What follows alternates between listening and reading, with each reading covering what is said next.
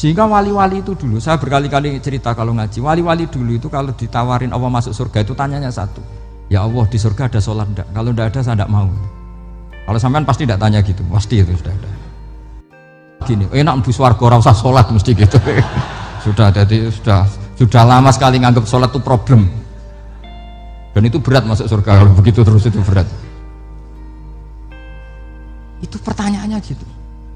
Karena alam rohani kita, saya ulang lagi, alam rohani kita itu tidak kebayang kalau kita hanya nyuwun sewu nikmati secara seksual, secara biologis. Makanya ada ulama ditanya, kenapa sholat itu lebih indah ketimbang nikmatal wiqo misalnya, nikmatnya hubungan biologis. Jawabnya ulama itu gini, lucu, jawabannya sederhana. Nikmatnya kamu punya anak itu apa? Jawabnya ulama itu lucu.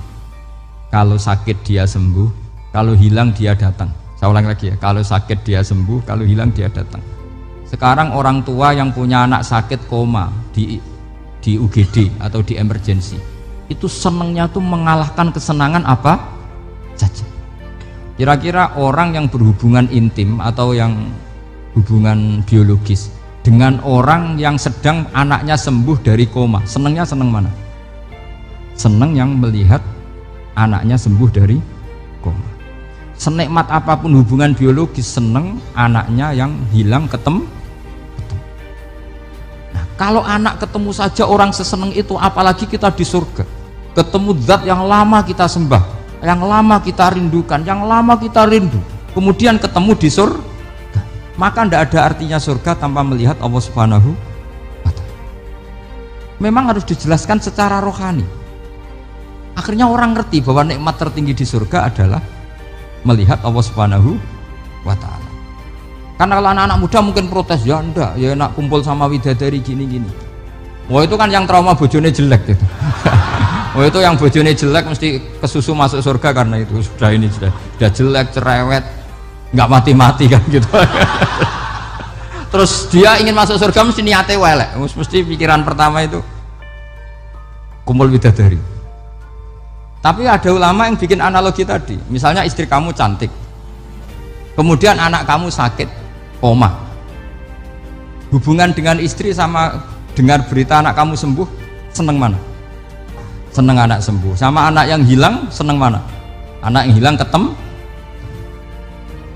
Maka terus ulama bisa menjelaskan itu. Kalau orang ketemu anaknya seseneng itu, apalagi ini ketemu Tuhannya yang bertahun-tahun disembah, kemudian tidak pernah melihat. Di surga itu nanti kita melihat Allah Subhanahu.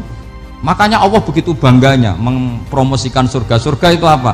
Surga itu wujuhu yauma idzin nadhirah ila rabbiha nadhirah, yaitu wajah-wajah berseri-seri dan melihat Allah. Itu tanpa dijelaskan seperti ini Anda akan janggal, enaknya di mana? Tapi setelah dijelaskan detail gini oleh ulama, maka kita akan tahu an-ni'matul uzma sing enggak ada perbandingannya adalah nikmat masuk apa? Surga karena melihat Allah Subhanahu wa Ta'ala. Ya jadi saya berkali-kali pokoknya minta sekali, hadil umat harus umat yang rasional, terutama dalam mengemban tauhid. Karena tauhid ini yang disebut kalimah. Sampai Allah mengistilahkan kepada Nabi Ibrahim itu wa ja'alaha kalimatam baqiyatan fi aqibih. Kalimat tauhid adalah kalimat yang akan abadi di anak cucunya Nabi Ibrahim. Baik anak cucu yang karena gen mau anak cucu yang karena sebab, yaitu santri dengan kiai. Dan itu caranya gimana? Umat Islam jangan berhenti belajar mantek. Makanya di MGS, di Qudsiyah, di TBS semua pondok pasti ngajarkan mantek, di Bendan, ilmu logika.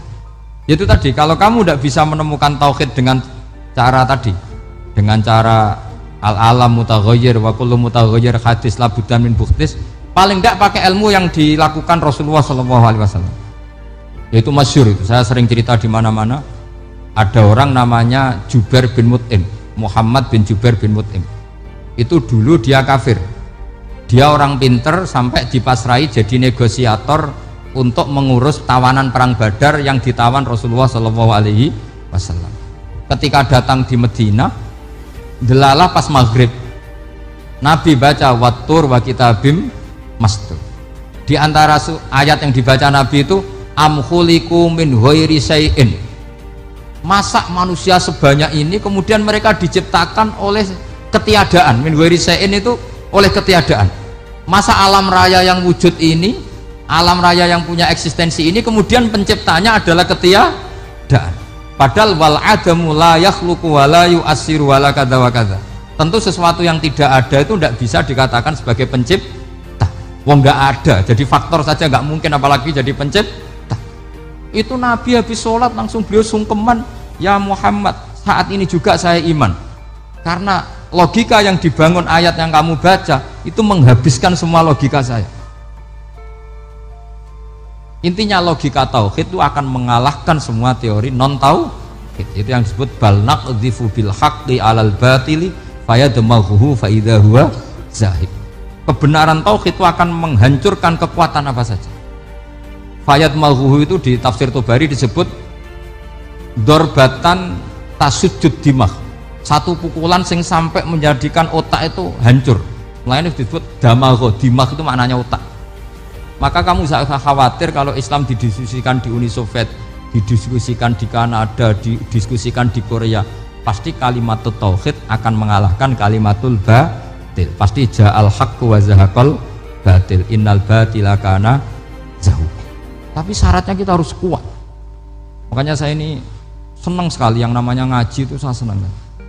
Karena saya tadi bercita-cita ingin jadi dosen setelah mati. Karena di dunia sudah tidak jadi apa? Dosen. Saya ingin seperti Imam Amudi. Pertama ketemu Allah, beliau disuruh ngajar malaikat tentang ilmu apa? Matematika yang mengarah ke tauhid. Jadi diajarkan. Kamu tahu angka 2, angka 3, angka 4, semuanya bersumber dari angka 1. Berarti semuanya berawal dari 1. Gak tahu setelah itu malaikatnya dites lagi apa enggak, gak tahu. Pokoknya pas itu malaikat ya paham semua. Oke. Kayak apa hebatnya umat Rasulullah Shallallahu Alaihi Wasallam? Karena akalnya kuat. Sehingga kita harus kuat. Sehingga kalimat yang benar disebut kalimat haqqin 'alaiha nahya wa 'alaiha. Nah, kalimat yang salah disebut kaburat kalimatan takhruju min afwahim. Kalimat menjadi kalimat karena diucapkan, tapi tidak menunjuk hakikat. Kayak ini misalnya, ini tutup, ini putih, terus saya katakan hitam, berarti saya mengatakan ini hitam sebagai kata-kata karena diucapkan, tapi tidak pernah menjadi hakikat karena hakikatnya ini putih. Itu hebatnya Quran. Makanya Quran kalau gojlek orang kafir itu, gojlek orang kafir itu sebut apa? Kaburas kalimatan takhruju min afwahim. Tapi untuk kalimat tauhid dikatakan apa? Yusabbitu Allahu alladziina amanu bil qauli tsabit fil hayatid dunya wa fil akhirah. Sebagian disebutkan wa ja'alaha kalimatam baqiyah. Kenapa kalimat tauhid itu kalimat yang abadi? Karena Allah sebagai Tuhan di dunia juga sebagai Tuhan di akhirat, dan selalu Tuhan pada masa yang tidak terbatas. Itu disebut wa ja'alaha kalimatam baqiyah. Kemudian umatnya Nabi mengganti kalimat yang gampang. Allah punya sifat baqo, punya sifat akhir. Maksudnya akhir itu la akhiralah. Terus semuanya yang paham ya alhamdulillah, yang nggak paham dikon ngapal wujud kidam baqo mukhalafatul khawadisi qiyamuhu binafsi wahdaniyat kudrat irada. Wes paham. Lah kok sing rada alim terus roh bedane iki sifat ma'ani iki maknawiyah.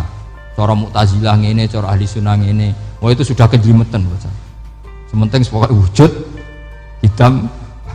Nah, kenapa yang pertama yang disebut wujud? Karena yang membedakan kita dengan faham ateisme itu ya sifat wujud. Yaitu mereka mengatakan alam raya ini dimulai dari ketiadaan. Wah itu akal mana saja itu nggak bisa nerima, masa ketiadaan menciptakan sesuatu yang ada. Maka kata Ibnu Hajar al-Asqalani ketika mentafsirkan mensarai hadis salasun mangkunna fihi wajata halawatal iman. 3 hal ini kalau kamu faham maka menemukan manisnya iman. Manis itu enak. Terus kata Ibnu Hajar al-Asqalani, masih ingat betul dalam sarahnya Fathul Bari, wa yusamma inda ahlil aql, misalnya al-iltizat al-aqli. Agama ini mengajarkan kenyamanan cara berpikir. Coba kalau sampean seorang doktor atau seorang profesor atau seorang pinter, kemudian kamu dipaksa mengimani bahwa alam ini diciptakan oleh ketiadaan, itu bisa tidur gak? Oh tidak bisa tidur. Sampean misalnya orang pinter dididik di kampus atau dididik di pondok, alam ini yang wujud, yang menciptakan itu sesuatu yang tidak wujud, kamu bisa tidur gak kira-kira? Ini guru apa? Ini sarap ini. Mosok hadil maujudat khalaqahal adam, sesuatu yang wujud diciptakan ketiadaan. Tapi agama ini membawa sesuatu yang menyenangkan untuk akal, yaitu hadhil maujudat khalaqaha wajibul wujud. Maujudat yang wujud ini diciptakan super maujud, yaitu oleh bahasa pondok disebut wajibul wujud. Kan terus seneng, wajar dong kalau sesuatu yang ada diciptakan oleh yang ada. Lah tentu ada pencipta, terus ada super, disebut wajibul wujud. Kan terus enak. Itu kata Ibnu Hajar al Asqalani disebut wajadah halawatal